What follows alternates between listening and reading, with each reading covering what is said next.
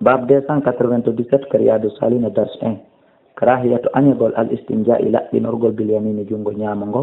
o massil farji e memirgol farji mum on bil yamini jungo ñaamo ngo ina wayri udurin ko alda e nganto si ngantu no woodi masalan jungo nano ngon hino boni mango maayi mango taƴi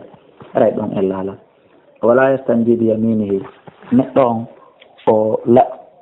an abi qatada ƴettama abi qatada radiallahu anhu annabi ko ƴetta nabaji allah sallah sallam qala o maki ida bala ahadukum si goɗɗo men no bawlude fala ya'khudanna wota o jogi tordey zakarahu sawru makko ndun en faami ko wiyete sawru ko awra on bi yaminihi jungo makko ñaamo ngo wala yastanji wota o laɓɓintinor kadi bi yaminihi jungo makko ñaamo ngo wala yatanaffas wota neɗɗo foofu kadi fil ina'i ka nder miɗan sihimo yarde wata o wuttu ñamete on wata o wuttu kafe ɗen wata o wuttu ñiri ndi muttafaqun alayhi wa fil babi no ari e dambugal ngal ahadisa hadiseje katiratum ɗuɗuɗe sahihatum selluɗe holluɗe hino harmi ka goɗɗo jogora awra mum on ñaamo ngon